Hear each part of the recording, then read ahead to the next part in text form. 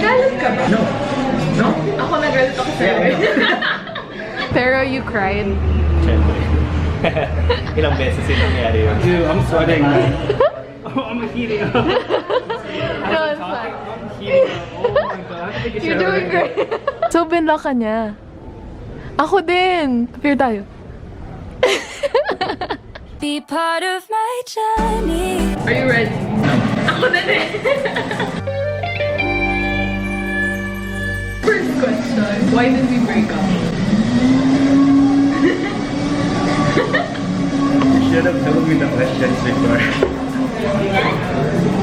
Para mas natural. Mas totoo. We broke up after 7 years. 7 ba? 5 years na official. 7 2 years legal marriage. Okay. 7 ba? Akala ko 6. I don't know. Kasi... Ang haba na nag-assume na. Hi, ako po si Noah Del Rosario, isang freelance director at filmmaker. 25 years old po ako. I always go back to my first breakup, my very first relationship. I remember it being a very surprising event kasi nung time na yun, 4 days before our anniversary, it happened on that day. I'm Carl. I'm currently studying at University of Baguio, 21 years old. Basically, nawalan ako ng time. Kailan to? Mga ilang taon ka? Recent lang ba? Ano ba talaga? Hindi naman exact. Pero parang mga medyo recent. Medyo recent. Alam mo yun, ikaw yun. Alam niya yun. Mapapanood niya to. My name is Eno. Sadly, I turned 29. Now I'm a nurse in Toronto. It happened 4 years ago. She left me because I wasn't working at the time. I failed the nursing exam. My life was not the greatest. On my side, ako yung nalaman niya. Oo. Ikaw? Sabi ko sa'yo nun, I wasn't ready yet. For what again? So, Be in a relationship? After 7 years? just commit to one girl my whole life. I guess I wanted to explore. As a side note, first naman yung isa't isa yan. I think, Kinakaman! Nanginginig yung bibig mo. nakikita nanginginig yung bibig. Nakikita ko, ewan ko. Kita naman. Kaya mo yan. Part na rin ang growing apart. Yeah, actually yun din yung main reason na sinabi ko rin sa ibang tao why we broke up. So much sorry. Oh. Yeah. Because I didn't handle it. I didn't handle it. Well, yeah, you can say that again. Well, ngayon, hindi naman sobrang kinakonsensya pero may guilt pa rin ako. Oh, you're forgiven like years ago. Yeah, I know, but Yeah, pero we never had this whole conversation. Yeah, I forgive you. I remember writing a song for her the night before and I memorized it and everything. I wanted to impress her, I wanted to make her happy on the day because I noticed that her mood wasn't really that good during the time. But nung kinanta ko yung song, napansin ko na she wasn't really in the mood or she wasn't really feeling it and I noticed that something was really wrong. So I asked her what it was and eventually we had lunch together and that's when we kind of came to the conclusion it wasn't working out as well as it used to be. Nawalan ako ng time to give back. Ang hirap ng LDR. Out yun. Okay, so taga Maynila siya. Kasi nasa Baguio ka eh. Obvious naman, di ba? Eh kasi, saan pa ba? Since LDR kayo, through text lang yung breakup nyo. Through chat yung breakup nyo. Siya yung Kept arguing. She ended up finding someone else. So this was in Toronto, Canada. When I went to the Philippines in 2016, we were on a rough patch. She was thinking about breaking up with me while I was here and she was there. Obviously, I didn't want that to happen. As I came back to Toronto, I tried to work things out with her, but she told me that she didn't want to continue the relationship with me. From my perspective naman, siya yung naging goal. Tapos, parang ako, questioning myself na parang ba't gano'n? Kasi walang naging answer whatsoever. Bigla na lang siyang naging goal. I wrote this, diba, parang paper na sinend ko sa'yo for my philosophy class. I'll put the link sa description below para mabasa nyo. Pero, it's my one. It's my side of the story. And sobrang dami kong realizations doon. But are you okay with that? Okay. So may permission, so ayun. We came to two decisions. One was to continue on the relationship until it slowly died or just cut it right away, cold turkey. And yung ginawa namin yung latter. Moving on for me is just a concept. With all the things that's been happening, iisip pa ako ng mga bagay na hindi naman talaga important. As of now, focus lang muna tayo sa kung ano yung mas important. It took me 2 years actually to get over her. It was one of the lowest points in my life. I had to go through it for me to grow as a person. And I'm a lot happier now. That's what matters. It's really personal. And yun, nandun nga lahat ng realizations ko with everything that we went through. And actually, I got a 5 out of like 5. High 5 yung highest namin pala. Kaya sobrang proud ako sa paper na yun. And yun lang yung nag-iisang paper na naka-perfect ako. So, sobrang detailed nun. Read it below. Basahin ko.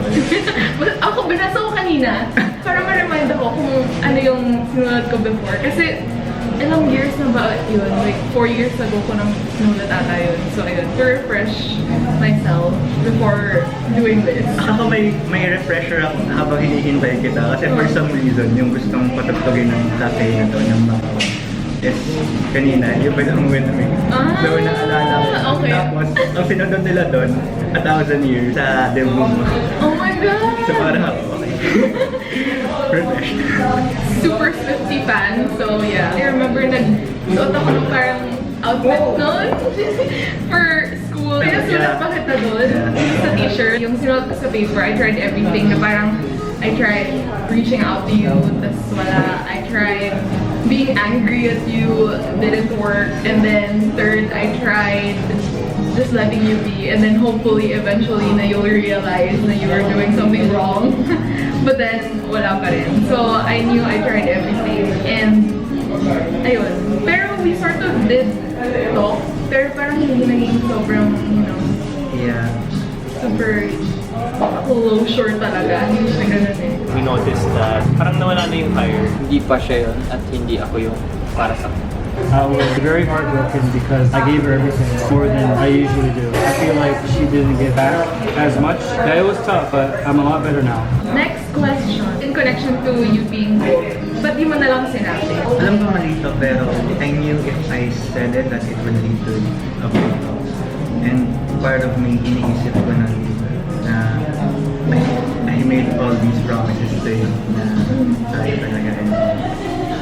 So, wag kayo mag-promise na hindi niya tapos, ayun, so, parte rin ng because of those things may pride din sa akin na I don't wanna break those promises even though I knew deep inside that You couldn't fulfill them. Yeah. Kaya, you detached yourself na lang sa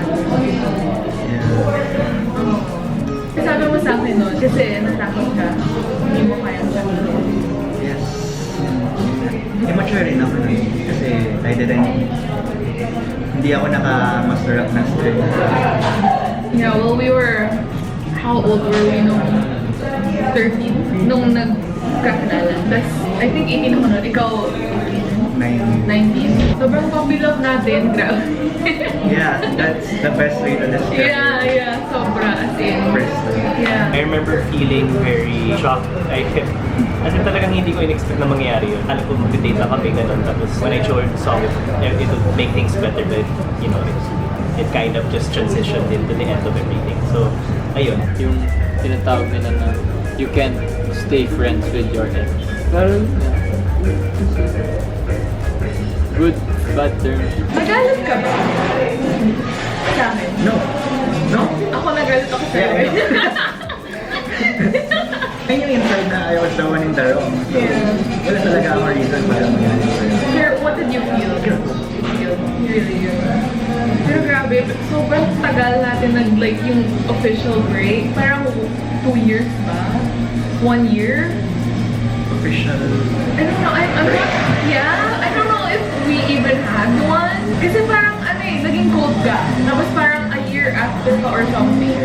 Kasi I tried mga, parang ang tagal, as in ang tagal. Nag-on-off pa tayo dahil nag-out of country pa tayo nun. Nung sa Hong Kong? Ay, Singapore pala. Singapore. Kasi naalala ko before Singapore, Oo nga, nag-away before tayo Singapore, cold na ako sa'yo na hindi Yeah. tayo nagpapansin. Nung sa airport, di tayo nagpapansinan nun. And then, Singapore, heard of nagkabalikan tayo. And then nag-away tayo doon. Nakakahiya sa mga kasama natin. Like yung parent nila Corno, parang sinasabi na, huwag dito, parang enjoy the moment. Nagtatawa na lang natin. Yeah. Well, it's been like, Yeah. what, 6 years after? It was still impactful in a good way because we began as friends first. And we ended it as friends. I still respect her very much as an artist. She's into the arts. I don't really have anything bad to say about her. Bata kami noon. We were quite young and it was both our first official relationship. We made a lot of immature decisions. We hurt each other a lot. But at the end of the day, we still had that respect for each other. We didn't end it hating each other. I'd like to think so on her end. But on my end, I still loved her even after it was over. It was hard to get over it. It took me a few months. Alam mo, recent, malapit lang yun eh. Ano ba yung meaning mo ng recent? How many months ago? Last week? Akala ko naman yung recent, mga like, 3 months ago. Akala ko din eh. Asik lang talaga. Aww. Oh. Ano yung naging ways mo para nung officially na nag-break na tayo? Or like even during ba nung naging cold ka, were you moving on from me na nun? No. Pero nung officially tayo ng, you can call it official, Yeah. I distanced myself from you. It wasn't hard to distance myself from you in a physical sense kasi before pa naman ang madami na tayo magkita. Yeah. Kasi magkaiba tayong school, USC siya, Miriam ako. Kasi before, Ateneo siya, busmates kami, that's how we met. There were moments where we still did see each other, even after the breakup, but it was more on to get closure. We were able to find it, and eventually we stopped seeing each other altogether. We were able to put to rest some unanswered questions. Like naging ganon, what we could have done better. After that, we kind of understood where the other was coming from. I didn't stay till 3 years after. It was because I had hope that I was still here. Aww. But it didn't happen, so I'm actually I think nagkita tayo once sa grocery. Grocery? Hindi ba? Ang naalala ko sa tapat ng village namin. Nag-fish ball kami ni Ivan dyan sa Blue Web. And then naglalakad kayo na mo. Oh, hi. Sige, sabay naman. Pero yun lang, no? Never Yeah, na ulit. yeah. Sobrang cool. The walking distance lang kami. Walking distance lang Ang kami. lapit ng bahay namin. Once lang kami nakita ever for that 6 years. So sobrang pinaglalayo na talaga tayo ng tadhana. Yeah, Noise nandito. Inambos niya naman. Well, sir, thank you for saying yes to my invitation. Yeah. Actually, dapat yung isa kong ex yung interview ko. Pero he said no. Kasi obviously, sobrang fresh pa. I still tried. Malay mo, he would say yes. Pero I was expecting na rin naman either way. Since dalawa lang naman ang ex ko, I asked him. So, thank you. Actually, this is my way na rin of reconnecting. Kasi naalala ko dati, in-unfriend mo ka sa Facebook eh. Ako ba? Yeah. Hindi ba ikaw yung nag-unfriend? No. Ha? Wala, hindi ko maalala. Baka kasi nung nagalit Yeah. ako sa'yo. Pero ikaw nag-delete ng photos. Tama? Yeah. Okay. Okay. And then- Wait lang. Competition pa ito. So you didn't fight for it after, or she didn't fight for it after? After a few months, she was already in a new relationship. After that, it was pretty easy to move on. Niya? So binlock ka niya? Ako din! Appear tayo. found myself stalking her here and there on social media, and she blocked me. I went to her house a couple of times without her knowing. Inad mo ulit ako. Okay. And- Wala, hindi ko maalala. And naalala ko to kasi natatawa na lang ako sa situation na to kasi yung nililigawan at that time, yung ex, sorry kung mapapanood mo to. medyo kasi selosa siya. Nakakwento ko rin kasi kita sa barkada. Nagugulat nga sila na 6.5 years. Nung kinapart ko na siya, or naging kami na, pinakita ko sa kanya na nagmulit ako. And I had no problem of adding you or talking with you kasi I wanted to reconnect nga. She was a bit insecure or threatened na tagal naman ng relationship nila ng ex niya. I don't know kung anong pumapasok maiisip niya, baka magkabalikan yung dalawang to. I kept on saying na, pass na talaga yan, part of my past. Pero the only way that that would appease her was Not to to- deny. okay. To deny. There's no communication at all. Natural na yun. It's natural to stay friends. Pero syempre, communication, mas less. It's gonna hurt if you continue on communicating. Minsan nangyayari to na couple, lalo na kapag may pinagsamahan, sasabihin nila sa isa't isa pag nag-break sila na, let's be friends na lang, sayang naman yung pinagsamahan natin. You can still be friends, but not immediately. Kapag pinilit niyang maging friends, may communication pa rin kayo, magkasama pa rin kayo. Kasi may feelings ka pa rin. May feelings ka pa rin kahit pa paano. Forcing friendship or suppressing your feelings. Torture yun eh. Ang sakit yun eh. Pero sana, hindi maayos yung paghiwalay para hindi naging ganun kasakit. It would be painful either way. Yeah, pero there's a possibility to lessen depending on how the people split up. Yeah. Ako, I tried doing the same thing as well. There's this other girl I was interested in, but I decided not to push for it because I knew that I wasn't ready to get into that kind of commitment, and knowing kung gaano kasakit yung last. It was very fresh still. So I backed away from that person after realizing that. Did you drink a lot or party a lot after? Not really, pero related na rin yun yung ginawa ko, which is I reconnected with my friends. Part na rin yun ng party, tsaka drinking. I just stayed with the people that I love. Family, friends, quality time with them. Just to get my mind off of that one person. Okay naman yung support system ko lang. The bad side was, they're the ones who fed me drinks. Doon ako nagsarong uminom, actually, dahil sa kanila. Which is kind of the bad side. Hindi ko sinasabing mag-party ka at drink para makaget over. Ang bigger picture na gusto ko sabihin is reconnect with your friends. Pero oo na rin eh, na rin yung umamit din. Nakakatulong. Nakakatulong rin. Ginagawa ko na ang wholesome. Hindi, parang gano'n. I don't think alcohol is the answer. No alcohol. Do that. Made myself very productive sa school and orgs, and then became an officer every single year. As in, sobrang naging active ako sa school. I drowned myself in work and all. Ayun yung ginawa ko. So you were drunk in work. Yes. I honestly just worked a lot. I had 2 jobs, kept my mind busy. Nung nagka-girlfriend ka? 6 months. 6 months. Yeah, binilang.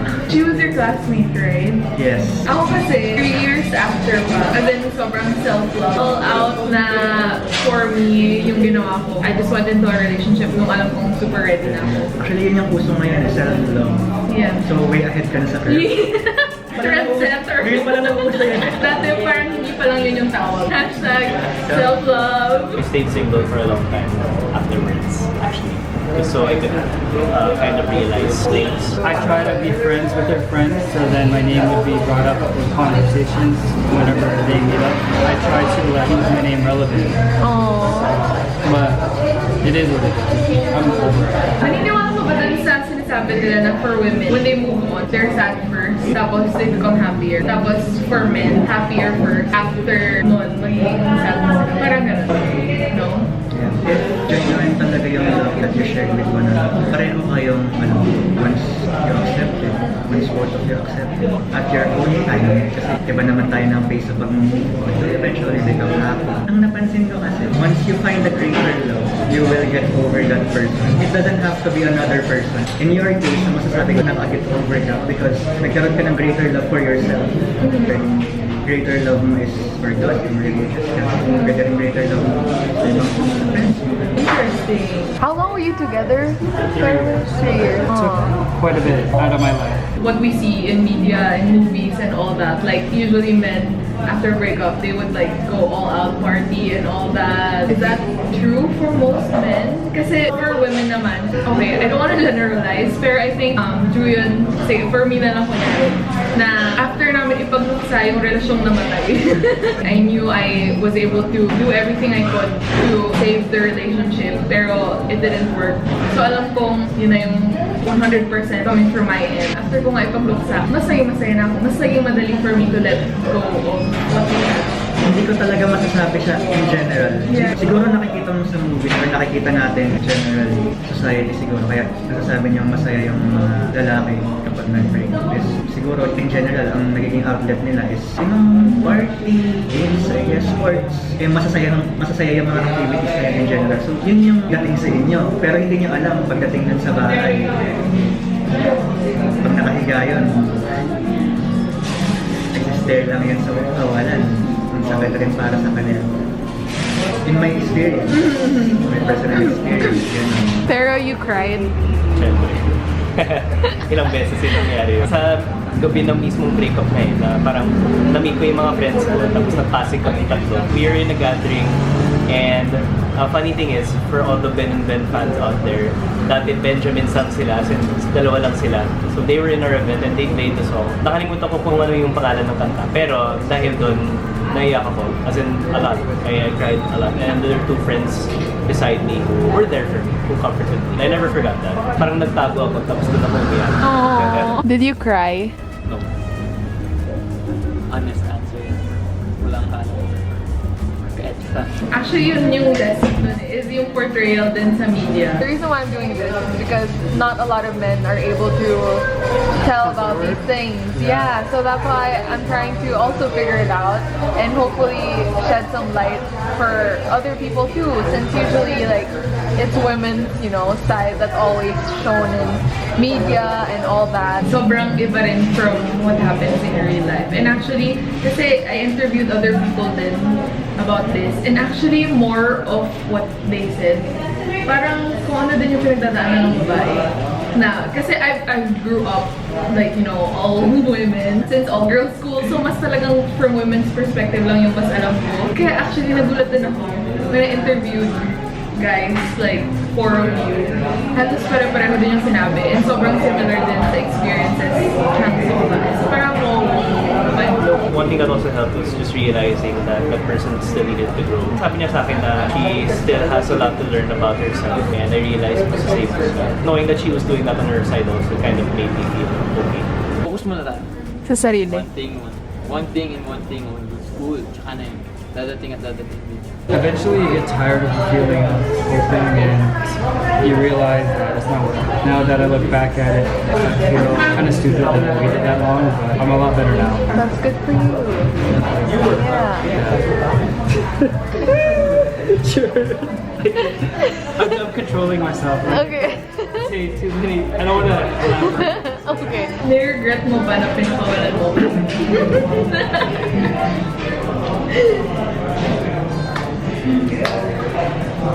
I regret letting you go in the way that I did. Yeah. But I don't regret that we parted ways because ito nakikita kasi yung sobrang nag-grow ka. Hindi naman dahil sa naghiwalay tayo, pero part na rin yun. Yeah. Part na rin yun sa growth mo. Though I don't regret letting you go.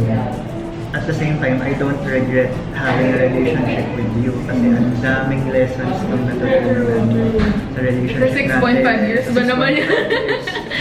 na maa-apply sa beauty. Yeah, true. I agree. Yeah. Sinulat ko rin nga yun sa link below.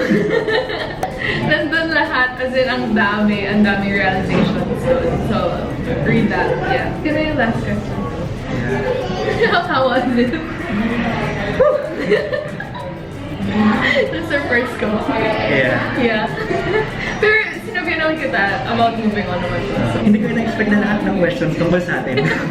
Iniisip ko, well, siguro, na-expect ko na rin yun. Pero siguro nag-expect ako na in a general sense. yeah. Actually, first time ko rin ito na naging super personal. It actually feels good Yeah, to do I agree, so. I agree. Diba? Parang sobrang natatakot nga ako to do this. Pero after... You're not the only one. Yeah! As in kasi sobrang personal. As in like, oh my God, ang daming hinalungkat na Yeah. mga alaala. Pero ano, I feel chill. Yeah, I really didn't know what to expect. Yeah, actually ako rin, parang ako maging awkward ba to? Iiyak ba ako? Parang Or- feeling ko hindi naman. For my heart, my ano pa. Or magagalit ba ako sa'yo? Or gano'n. Labas mo na. Parang makita. Hindi, wala na. As in, wala. Parang ano na lang, neutral. Ganun. Yeah. Aww, thank you again. So yun, that's it guys. Hi guys sa JERbers. Hi, JERbers. Thank you for being part of our journey. See ya! Kulang pa rin, no? Ano ba height mo? Ba't ang tangkad mo? 6. Layo ka ba? 5'6" pala. 5'6". Nauna lang yun. Let me take off my glasses. I can't do this. Okay. Okay. Oh my god. So everything's blurred. Everything. got it because I don't know. I just feel very shy in front of the camera. Yeah. But thank you for saying yes to me. You're welcome.